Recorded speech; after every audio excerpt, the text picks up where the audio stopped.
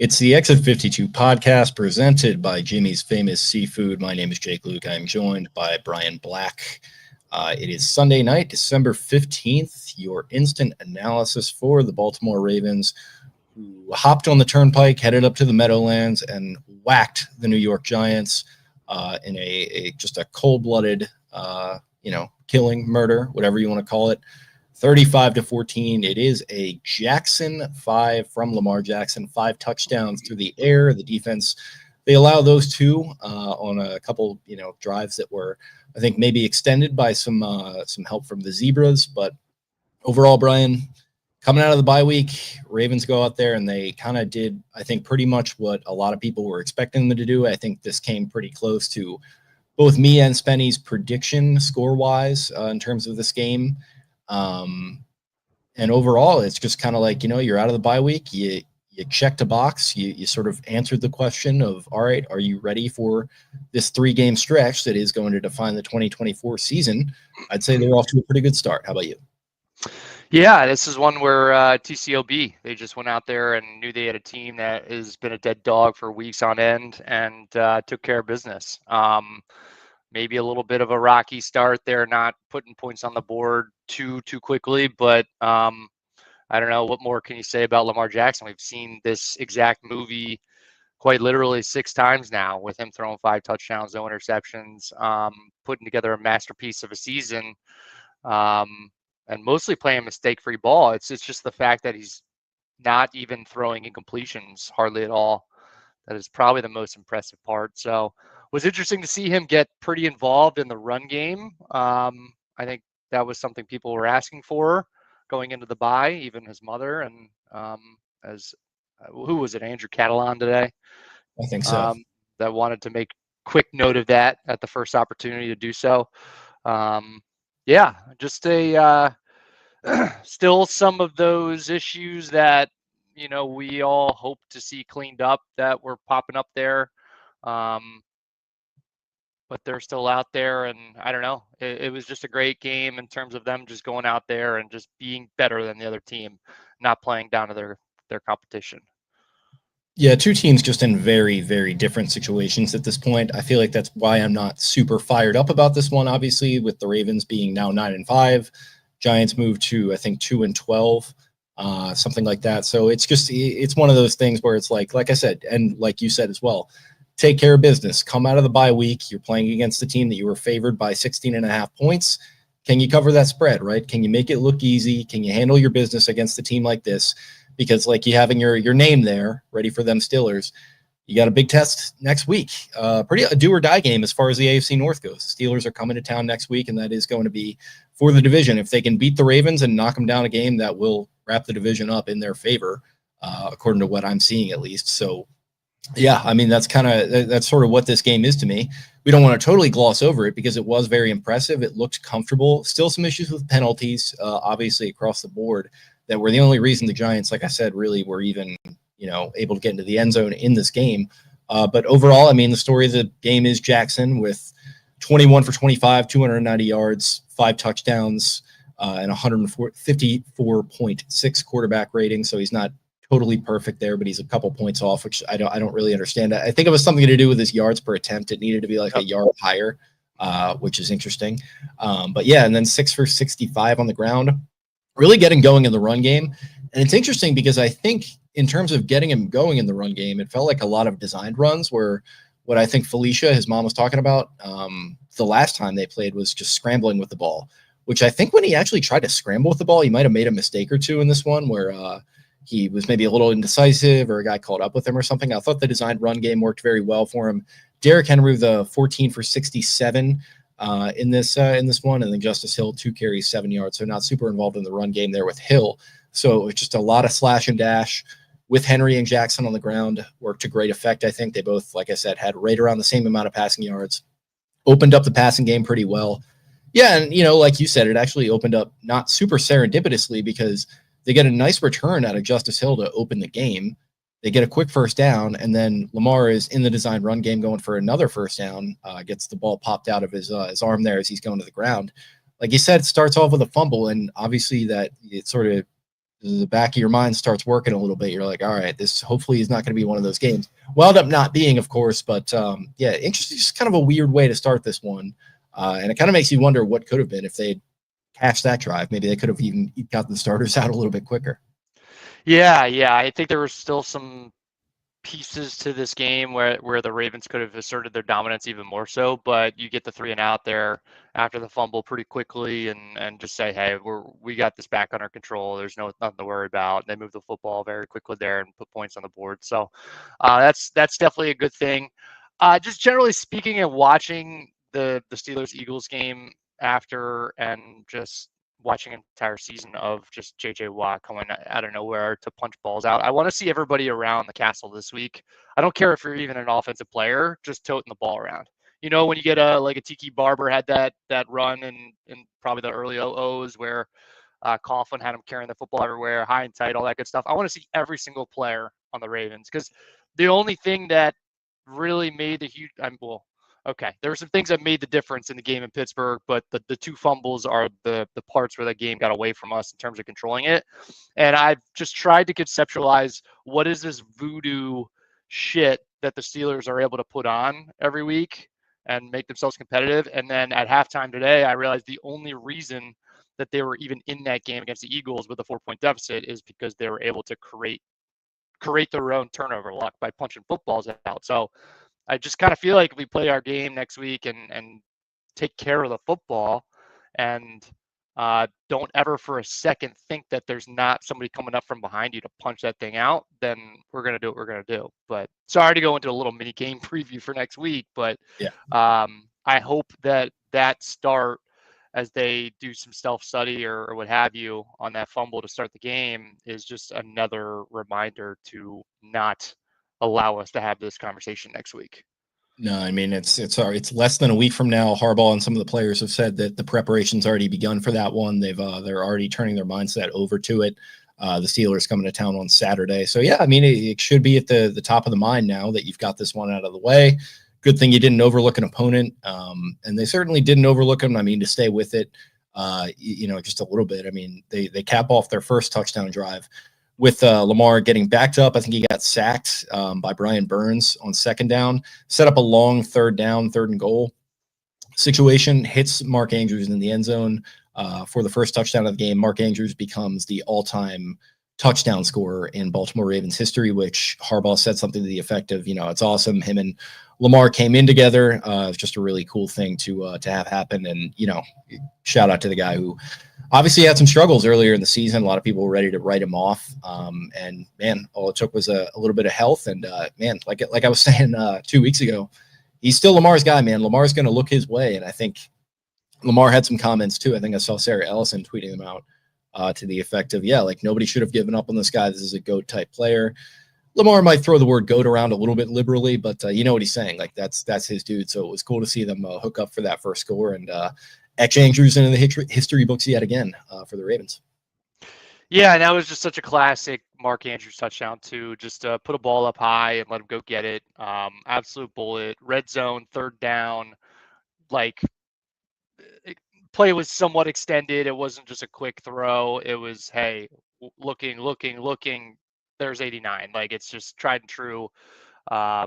Great to see him, like you said, bounce back from call it a slow start. I think it was more like a rehab from the car accident and some other things, probably even from last season. So definitely earned. It was cool to see Lamar hit that 6,000 rushing yard number as well. I was actually about to just type in like where are we at here in terms of chasing down Vic because it's got to be a few hundred at this point. Yeah.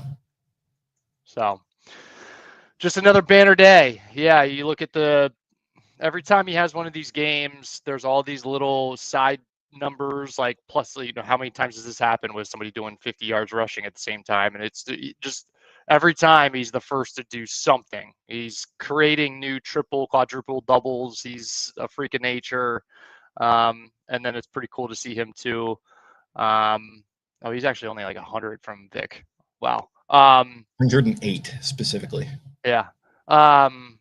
Cool to see him like step into that echelon where the next people to chase down in terms of total 5 touchdown games is Breeze, Manning, Brady. Like Yeah. he's in that company, not in terms of like totality of what he's accomplished, but like that's that next tier. He's graduating into these are the types of people that he's chasing down, and it, not that there are people out there continuing to say those things that they said early in his career, but these are all passing metrics. Like this is say no more, you know. And it's like people can, try to denigrate the guy or talk him down still. You don't see nearly as much of it as you used to, but you still have your holdouts. And I don't know, man, like if you still want to be that person, fine. But in 15 years, when some other kid is breaking these records, his name is going to be right in there. If he does manage to catch up on this 5 touchdown thing, for example, or, the rushing record, which like we've mentioned, he's probably going to get, and he's probably going to get it this season. So yeah, I mean, it's just another thing where he goes out there, he handles business, it's kind of ho-hum, throws for 5 touchdowns, breaks a couple more records, or, inches his way towards more and more of them. And you kind of don't think much about it at this point because it just feels like he's accomplished just about everything you can accomplish for a player except win a Super Bowl. And that's where the discourse around him and around this team is just very all or nothing right now. And I find that somewhat toxic and just somewhat like really draining at times, and I've kind of had to step back from it a little bit to a certain extent because it makes watching this sport not as fun when it should be fun because our team that we root for has the most fun player in the league in my opinion, one of the top 3 at least. So yeah, I don't know. It's just kind of a long diatribe that doesn't have much to do with what I was segueing into, which was a big game for Rashad Bateman. Not a ton in the way of catches. He only had 3 on 5 targets, but goes for 80 yards. 2 touchdowns. They were the next 2 touchdowns in this game. A couple of long ones, the long of 49, and then another one, I think, going the other way. Just really, really nice to see for Bateman. And I don't know, Spenny and I had been talking, I don't know if you noticed, but like he had kind of a weird social media post right around the time that Deontay Johnson was kind of popping off. It sounded like he maybe wanted a little bit more targets. Maybe that's all it was. Maybe it was nothing. Who knows? But yeah, talk about coming out of the bye and just being dialed in. This kind of looked like the ideal version of Bateman that we've seen this season. I think has had a really good season already, and it's good to see it continue. We don't want any of these inconsistencies to crop up. You don't want to see any of that kind of stuff happen. So take care of your business in a game like this. Good time for Rashad Bateman to kind of knock the rust off after the bye week, and he did that in a big way. Yeah, it seems like his most dangerous element too is the kind of the broken play way downfield. He's able to shake defenders, and sure, we can throw him the deep ball on the fly. That's kind of by design. But the ones where Lamar rolls out and Bateman just is able to shake somebody, and I think there's something to be said about Lamar and Bateman having a connection there, just because a lot of times Bateman might be caught up with a defender, but Lamar will kind of throw him to open space. And Bateman goes and gets it. That wasn't necessarily what happened on this one, but even the one that hit him right in the face in that frustrating Browns game is an example of him just being wide open down there, making something happen. I feel like he got one in the Bucs game too. So it felt like for the first handful of years, there was more to be had in those types of plays for Lamar. Not that you can get too like scientific with them because they're quite literally like backyard football by nature, but I always thought that there was more to be had in terms of him just making longer downfield throws, and they're starting to hit in a big way with Bateman this year. Yeah, he had this to say. It's definitely been a blessing. I've shown myself that I am what I say I am. Hopefully, I've shown the Ravens fans, this organization, that I am a playmaker, earning Lamar's trust, my teammates' trust. It's been big. And I don't think he's just like, talking in platitudes there. I think there was some trust that had to be earned. Not that Lamar had anything personal against him, but he just hasn't had a chance to be out there with the injury history throughout the course of his career. The connection has felt weird at times, maybe not all the way totally there. And then, Zay Flowers comes in last year. You have Beckham in the mix and Aguilar in the mix, and he kind of faded into the background a little bit. They needed him this year. They needed him big time. He had that whole snafu with his agent and everything. And, of course, that winds up with him getting a contract extension in kind of a weird fashion as we have did I call it or did I call it before we got going? We have a guest trying to join, no doubt somewhere in the middle of the industrial concrete jungle that is the Meadowlands of New Jersey, spinning and spinning and spinning. Spin Crosby, Spenny Schultz. I don't know if this is going to happen, so I'm just going to kind of keep talking about Bateman. I'm just gonna assume he's probably at the Clara Barton off the turnpike. What's the other one? The Oh, one there's a that's like bunch. the one right before the city is the one that I always go for. That I really enjoy. If there's not a Roy Rogers there, I'm not going. I'll just say Are that. you Christopher Moltisanti? You should have stopped at Roy Rogers. But no, yeah, I mean it's just been a weird run for Bateman, and this kind of feels like for probably a lot of players on this team, this feels like sort of a culminating point.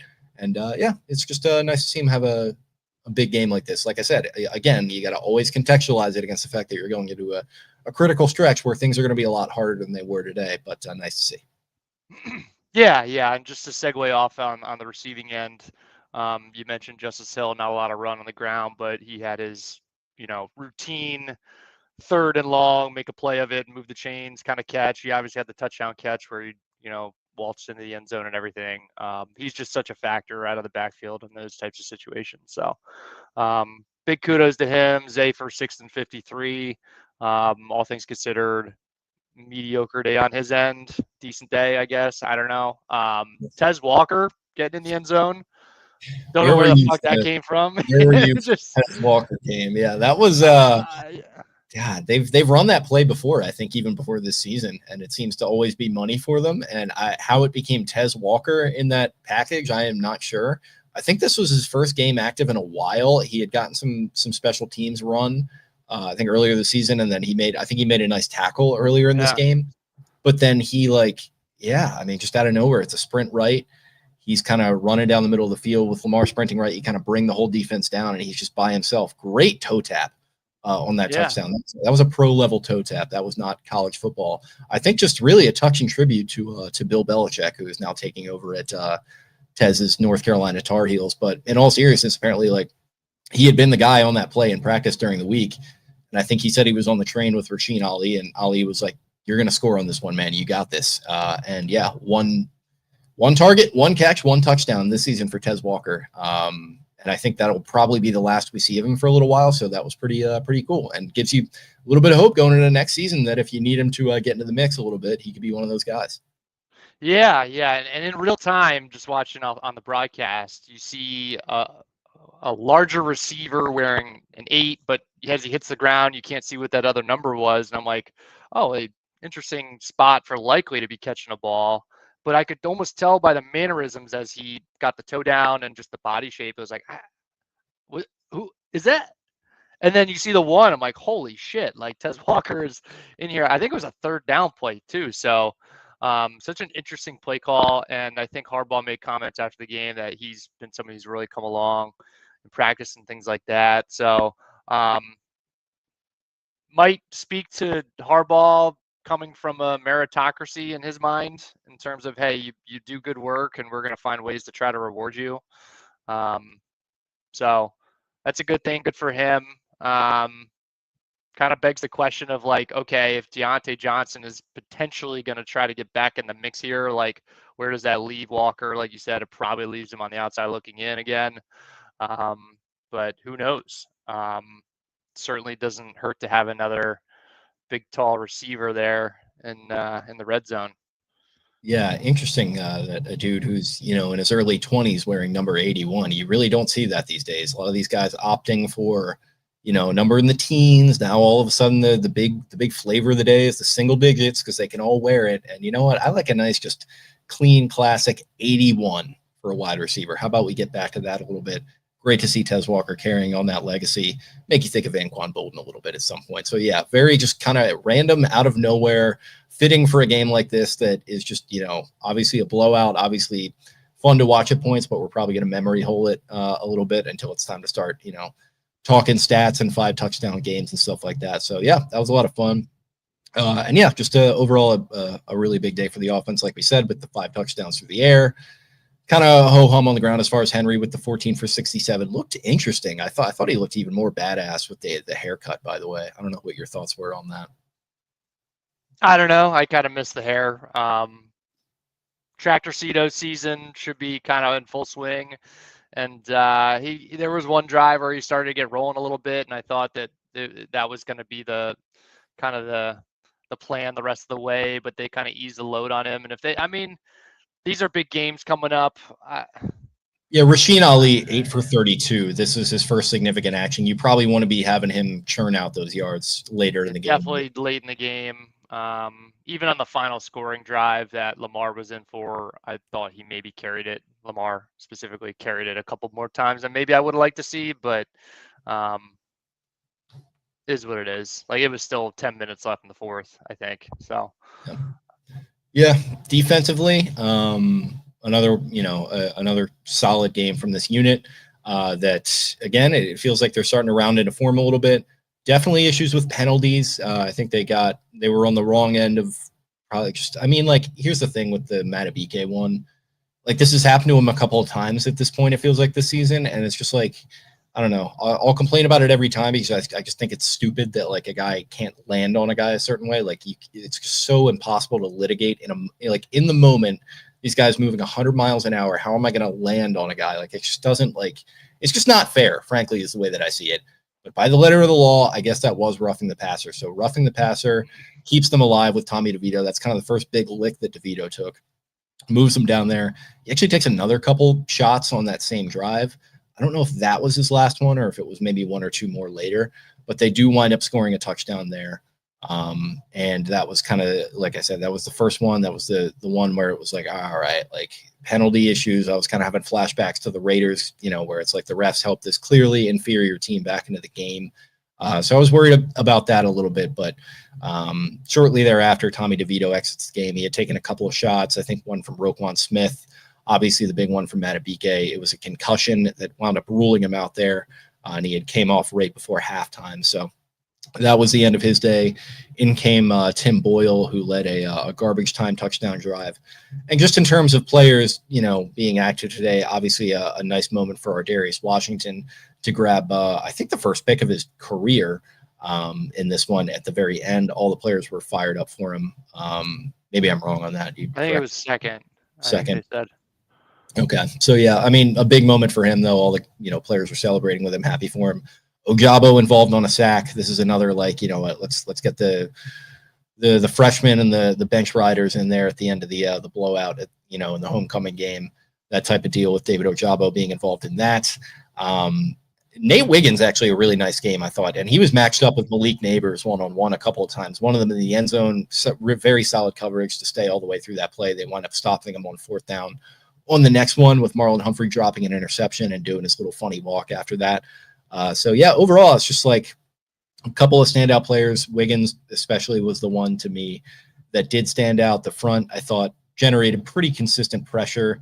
They shut down, I think, Tyrone Tracy for the most part in this game. He had 10 for 31, so a 3.1 yard per carry average. Devin Singletary had one of the touchdowns. He was 8 for 25. And then, Tim Boyle, stat line, 123 yards, 50% completion, one touchdown, one pick. Tommy DeVito actually went 10 for 13, 68 yards. He's been pretty turnover free this season. I think they mentioned he either hasn't turned over or maybe it's only been once. So he looked solid out there. What are you going to do at this point in the year with this, roster that's just kind of decimated on the offensive side of the ball? And then Neighbors, 14 targets, 10 catches, 82 yards, one touchdown. Wan'Dale Robinson, solid game, 9 for 4, 38. And then, Bellinger, Singletary, these guys get involved in the pass game. But Giants offense just couldn't get much going. Like I said, strong game from this Ravens defense, but there's just not a whole lot to take away. This, again, just kind of a tune-up game for them as well. And they lived up to their responsibility, although I would say the penalties starting to tick up in that fashion again, a little bit concerning to me. Yeah, it was good to get Michael Pierce back. I thought he was a presence on multiple occasions, even just chasing down. I thought it was kind of crazy. I think DeVito and him each rolled out, and he was in hot pursuit. Like, he was closing in on DeVito, which is just nuts for a man of that size. But that's not really news to us. The other conversation point that there's a lot of buzz on Twitter is just about Brandon Stevens, just a face guard king. I think credit should be given in some manner of the fact that he's always with his man. He's always in his pocket. It's just what do we do here, man? Which is something that I said, I think, early in the year. It's something Zach Orr actually said in a press conference. Like, credit to him, he's always in position. And it's like, yeah, like he's always there, but like shit, like you gotta eventually like start to make plays on the ball. I think he got a little unlucky on that PI they called on him. That wasn't even like he It didn't was a even flop. I mean, it's a smart play by the receiver, but it shouldn't be was, hurt but for like sure. McCourty and Tiki are both like, yeah, you know, he's grabbing him. He didn't grab him at all. Like he was just kind of covering him a little bit too tightly, I guess, for them. And then, you know, neighbors flopped, and of course they throw the flag. It was both that one, and that was preceded by the roughing the passer. That was kind of one of the darker headspaces that I've been at this point in the season, because I just felt like, oh my God, like here we go. This is the avalanche. Yeah, the thing with Deeks is like, if I would think, and I could be wrong, but I would just think that if he could do something to course correct on these things, he would have done it by now. So that's, in my mind, that's just like evidence that he that's just how it shakes out. Like you have to play through contact, and like there's no adjusting that other than to leave yourself vulnerable to some of the tomfoolery we've seen from quarterbacks with, I don't know, fake slides and fake this, that, and the others. And God, that flag on Justin Fields for what's his name on the Eagles today. I don't know if you saw that one, but that was just horrific. Like, so yeah, I feel bad for him. Like, I'm hoping that there's something he could do to, I don't know, not There's nothing. The way that he's got twice as many as the next closest player.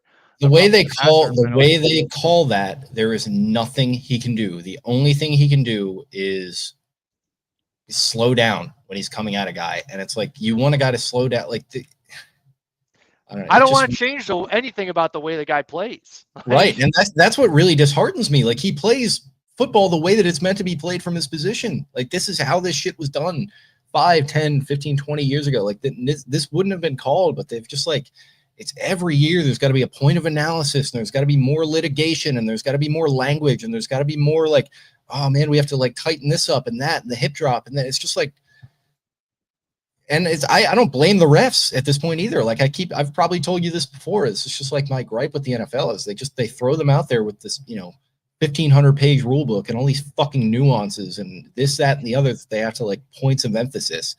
It's just like it's just a soupy mess of horse shit that just makes this product like less and less watchable as the years go by. It's so frustrating. They've got so much to try to remember that their brains turn into soup and they end up stopping the clock like they did in the New Orleans Washington game. Like, right. Was there a rule change, by the way? I don't know if anybody noticed this, but there was a dump down to Justice Hill just before the 2-minute warning where he went out of bounds in the first half, and the clock didn't stop. It just ran to the 2-minute warning. Is there a rule change about? It's like inside 5 minutes it's supposed to stop. Yeah, I don't know that. I've always been confused by that one actually, because I feel like at certain points they stop the clock and certain points it runs. I'm not totally sure what that's. I mean, I don't think it matters one way or another, but yeah, it might be intent as far as like going out of bounds and if you get all the way out. But again, that's just another like gray area, another subjective kind of gray area that only they have control over, and only they, it's their interpretation. It has nothing to do with like an actual hardline rule, which is what really frustrates me. Yeah, it had zero impact on like what the Ravens were trying to accomplish there. I just, in my head, I'm like, okay, I got another play before the 2-minute warning when I'm going to go up and go to the bathroom or something. Like, and no, it just ran down and was like, oh, okay. I guess we're at the 2-minute warning. So I don't know. Officiating, just come on here every week and gripe about it. Yeah, pretty much. And again, like not a whole lot to really complain about in this game. So of course I've got to find something to bitch at overall in this one. But yeah, like we said, just kind of a ho hum, take care of business, put on the hard hat, pack up the lunch pail, and go to work. They did it. They got this one out of the way. I think that's obviously a great thing. And I guess looking forward, 3 games in however many days. So it's this coming Saturday. You've got Pittsburgh coming to town. Like I said, that will decide the AFC North if the Steelers are able to win it. If the Ravens are able to win it, conversely, They will be tied up because the Ravens are currently one game back. Not exactly sure how the tiebreakers are going to work out at this point, but I do think that would put the Ravens in the driver's seat, leaving them in control of their destiny for Christmas Day at Houston and then home to the Brownies. I believe that would even up the divisional records between the teams as well. They would each be 3-2, and they would each have us against the Browns and them against the Bengals. I would hope that would kind of lend to our favor a little bit. But the other piece too is I think it's the conference, and the Steelers do have a game on us. Would have a game on us should that be the result of the game next week, if that makes sense. So Yeah. we'd have to make one up there, and I think so it actually might put the Steelers in the driver's seat, but don't hold me to that. Yeah. So the Steelers from then on have the Chiefs still in their schedule. And okay, so it will be Ravens would go to Houston, like I said, and then home to Browns. Steelers remaining schedule. I'm pulling it up right now, Sal. Let's see. It's Chiefs and great radio. Bengals. Yeah. Chiefs and Bengals. Bengals will be in Pittsburgh. So that's a pretty winnable game for the Steelers. And if the Bengals have the courage to do the right thing, obviously that would be great for the Ravens, but you can't count on that one. So, yeah, man, it's pretty much if you want to win the AFC North, you got to go and win this one and then win the next two and just kind of hope things fall in your favor because, I think worst case scenario, you're looking at 1-1 for Pittsburgh at that point, which would have them at, would that be 11-6? Yeah, I think 11-6. So. I'm logging in to see what the line is. You want to take a guess? I Yeah, have my guess. I'm going to say Ravens by 2.5. By how many? 2.5. Wow. I was going to guess 6, and it is 6. Ravens are favored by 6. Holy shit. Wow. They're not good, man. Well, they're good, but they're not. Here's the thing. They are good. They're good in a different way. They have a very high floor. They do not have a high ceiling. They have a high floor. The Ravens have a very high ceiling, but they sometimes let the floor fall out in a big way. The Steelers do not do that. They don't burn the house down, as Spenny loves to quote Tomlin on. Fucking knew that was coming. Yeah, they don't do that. They quote unquote play 4 quarters. You could probably argue that one, but this is just all the shit that they like to talk, that Tomlin loves to talk about the Ravens, and God damn it, he has every right, given the way he's owned them the last couple of years. They do all the little things. They keep themselves up with a high floor. Are they going to win the Super Bowl, even if they win the AFC North? If they can win every game the rest of the way here, I would not pick them to win the Super Bowl out of probably like the top 4 AFC teams. I'd have to take a look, but I don't know, man. I just don't think they're a high ceiling team, but I think they're very high floor, well coached. They're talented throughout, great defense. They can run the ball. They can throw a couple of those moon shots with Russell Wilson and Pickens, and they can just keep games close and slobber knock their way to a victory every single time they play. But again, the ceiling is not quite there. It's not like with Lamar Jackson going toe to toe against Burrow and throwing the 5 touchdowns. I guess they sort of did do that against the Bengals, so maybe I'm wrong there, but overall, man, it just feels like stylistically, I don't know, maybe it's like it'd be like Mayweather going up against like Muhammad Ali in his prime. Like Mayweather just throwing up the dukes and just playing defense and just super boring, and then Muhammad Ali just floating like a butterfly and stinging like a bee, that type of deal. I don't know. It's a weird matchup. I'm not totally sure how I feel about it yet, but 6 points, that surprises the hell out of me. I get you get the 3 or whatever, like when you're the home team, and so that's probably added into the equation. But I don't know. 2.5 was absolutely what I was thinking. What was your guess? I thought it was 6. I thought it was going to be 6. I've kept a tab on like where the division and the Super Bowl futures look, and like obviously just given where the standings have been, the Steelers have had the upper hand the last couple weeks in terms of the division, but the Super Bowl future for the Ravens was still only half as short. So they were like plus 1,000. The Steelers are plus 2,000. That says to me that Vegas sees, despite the notion that they're probably going to have to play as a wild card team in the tournament, they still see the Ravens as that much more likely of winning the Super Bowl, and ipso facto see them as that much better of a football team. So Ravens are now 9-1. Steelers are 30-1 to win the Super Bowl. So Interesting. very interesting. I don't Yeah, see the division futures at the moment, but yeah, I can understand the Super Bowl argument for sure. Like that's what I'm talking about with ceilings and floors, but just like there's just something about the way that the Ravens and the Steelers have played, or the way this matchup has played out recently that probably just has me really spooked. Like even if the Ravens win this thing, I don't think it's going to be by 6 points. I think it'll be less than that. So maybe I should just bet that. Maybe that's the point that I'm making myself. This is how gambling works. yeah. So they're minus 270 on the money line. So, gosh, that lends itself to, I don't know, 65, 70% chance odds. So Interesting. I don't know. Okay.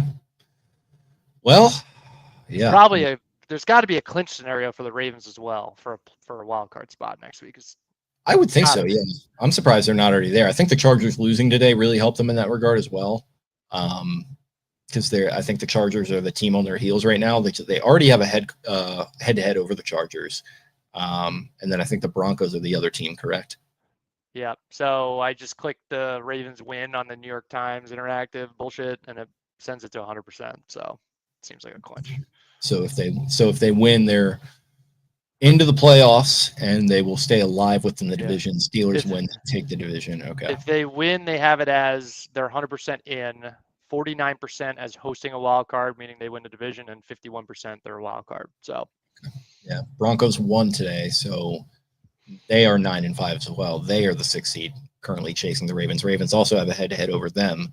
So yeah, that'll take care of business, and then hopefully they could lock up the 5 seed if need be, and keep their sights set just a little bit higher here. So yeah, I mean, it's going to be interesting to see how it shakes out.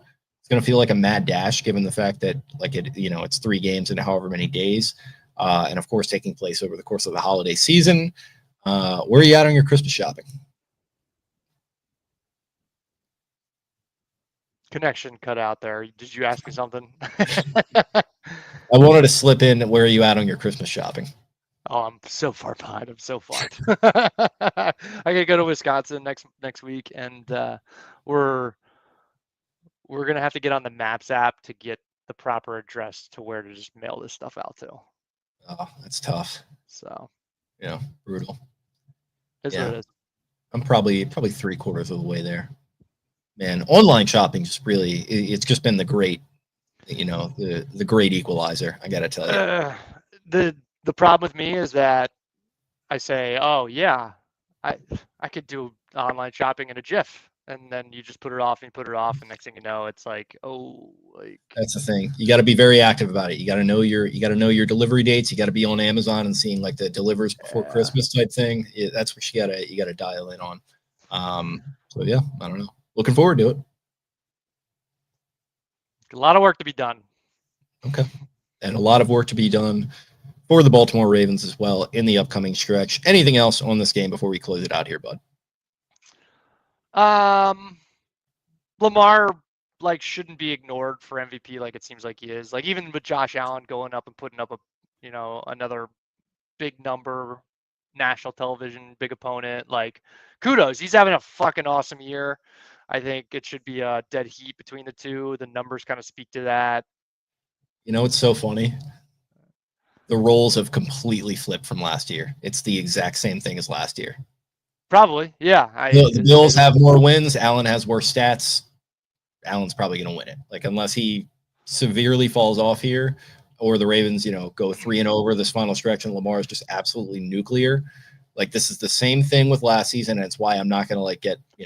I'm not getting my blitzes in a bunch. Like this is, I think it's media driven, and Lamar's been on the right side of that in terms of having like primetime games, and to his credit, capitalize on those very well, and probably put the conversation to rest for MVPs that he deserved and should have won regardless. But like he just made it fucking over, like just completely over by having big games on big stages. So, I mean, I would say there's not a scenario in which Lamar wins MVP without going forward here and winning the division. And winning the division probably means running the table here.